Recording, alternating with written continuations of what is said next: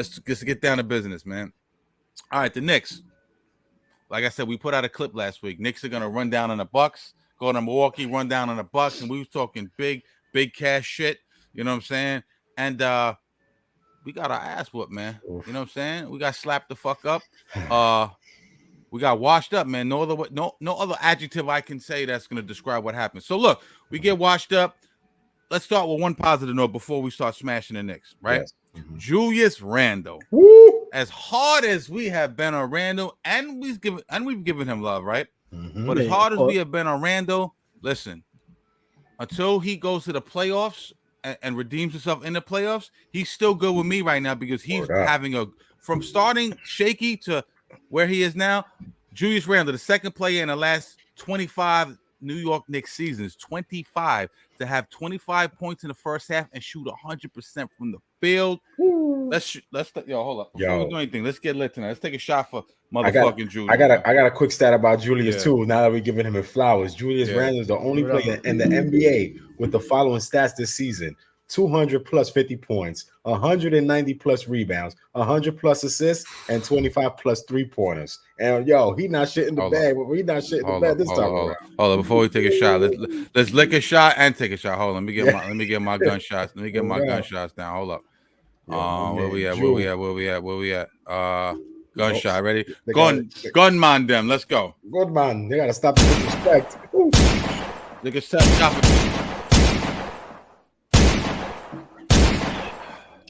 Yes, sir. Mm-hmm. All right. But look, as much as we love Julius and as much as Julius and Brunson's been balling, we got smacked. All right. Mm-hmm. Julius cooking in the first half, right? Yeah. But the Bucks, let's just keep it real. 60% from 3-point range. 60. Let me say that again. 60%, bro. Dudes be shooting 50% from the field, and that's considered good. They shot 60 from 3. That is crazy. What are you gonna do when a team shoots 60%? 10 out of 10 times you're not winning that game. Let's just be real. Let's just base this on what the NBA has taught us, right? Very concerning to me, man, because as much as I did want to win this game for the in-season tournament playoff ramifications, as you guys know my position on that. Pause. I really don't give a shit about that. You know what I'm saying? Mm-hmm. What more concerns me is the Knicks haven't been able to beat upper echelon and playoff caliber teams this year. You understand what I'm saying? We got slapped up by what was 20 something? It was 146 to 122. Mm-hmm. Yeah. They just all they're doing is beating the bottom feeders at NBA, man. Giannis, Dame did Giannis and Dame things. Let's be real. Mm-hmm. You know what I'm saying? Mm-hmm. They're a big team. Brook Lopez, Giannis. You know, Mitch usually fares well against Brook Lopez, but Giannis historically gives him trouble. You know what I'm saying? Yes. Listen, I'm gonna pass the rock to Q to start it off this week first. We all watched the game. We were all upset. After I hear from you and Ed, I want to play a clip from Austin Rivers talking about what we might need offensively to start beating the upper echelon teams. But Q, just last night's game, what's your take? Look, like you said, they're shooting three. As horrible as it was, they're shooting 60% from the 3-point, right? Nobody's ever going to beat that. Mm-hmm. And what I took from that was the Knicks is number 7 to 3-pointers. We only made, I think, 2 of 6 by halftime. So and one good takeaway that I did take away, if we would have made more threes when the game started getting out of control and we started shooting it, because that's when the game fell apart. When we wasn't shooting any, we wasn't making any threes. That's when the game just fell apart. Because the first half we was right there. They were playing good transition basketball. They were doing fast breaks. It was looking like how they should be matching up and how we expect them to play against, playoff caliber teams. Right? They were taking 2-pointers. They didn't shoot too many threes because they were playing small basketball. They're passing it. Niggas is crossing. Niggas is cutting to the hoop. That's what we want to see. We want to see these big guys, these players run, cut, move, shoot. But second half, it all disappeared. We weren't defending the 3-pointer.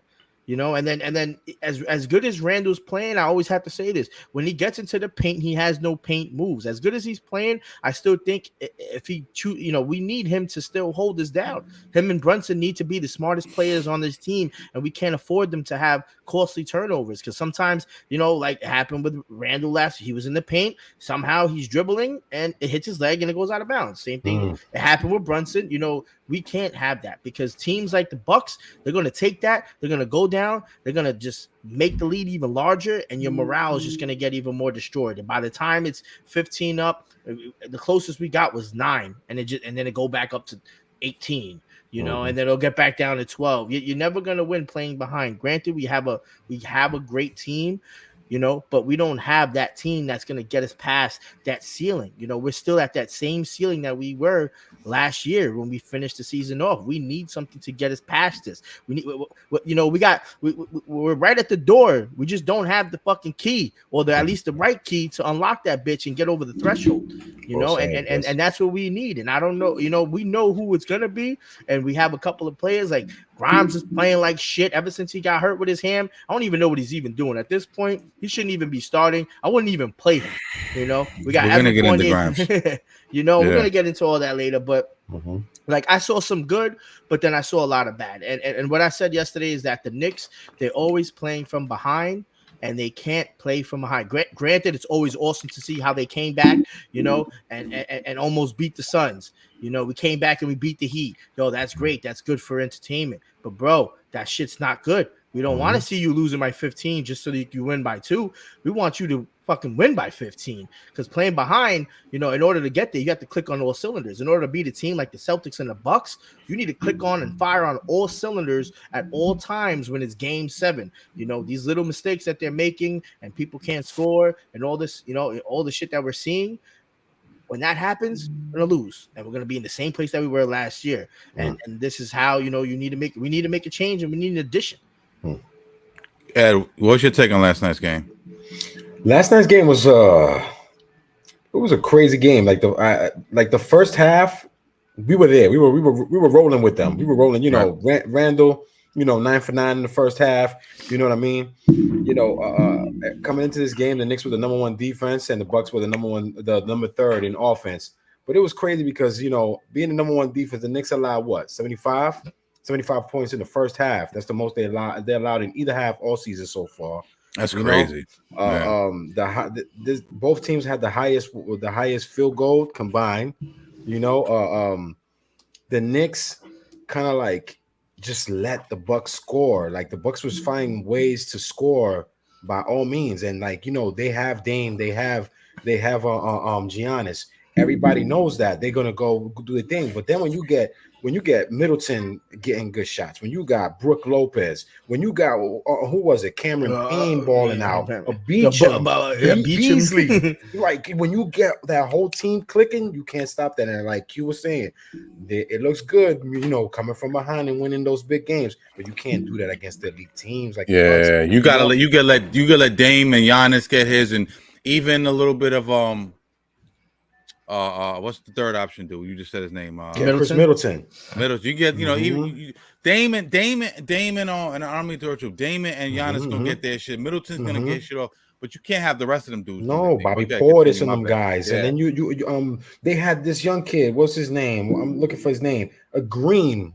AJ Green. He came out of nowhere. He was like shooting 3-pointers in the first half. I was like, yo, who is this guy? Like, why do the Knicks always make these guys look good every time they play us?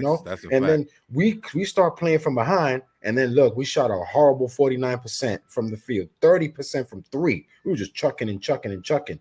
We took a beautiful game. Randall had a beautiful game last night to me. You know what I mean? 41, 6 and 5. He was like 14 from 19. Complaints with Julius. Yeah, like he gets it done. No matter his game isn't the prettiest aesthetically, it's not the prettiest, but he's getting it done, bro. Yeah, man. You know what I'm saying? He's getting it done. Listen, my bad. No. Go ahead. I love it because you got to give him his flowers, but it's like you guys say, there's something missing. It's like who was saying it earlier today that I heard about it earlier today.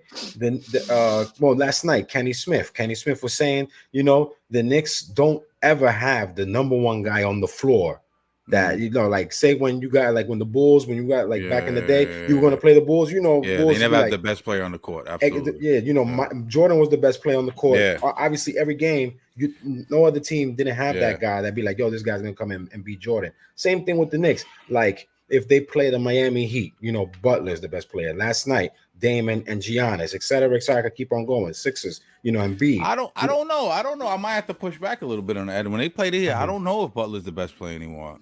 Okay, yeah, true. Maybe most likely. I'm just I might say Brunson, but I 100% get your point. They never have the premier number one all-star.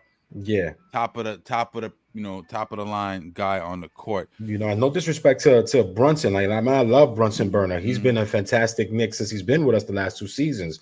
But he's still not that guy that's gonna be like, yo, this guy's we're gonna ride this guy and he's gonna take us to the promised land. Brunson's a great number 2. He's not a number 1. In my opinion. He's a great, but he's a phenomenal number 2. I agree. You know what I'm saying? He's having a phenomenal season thus far. He's shooting the lights out right now. Oh yeah.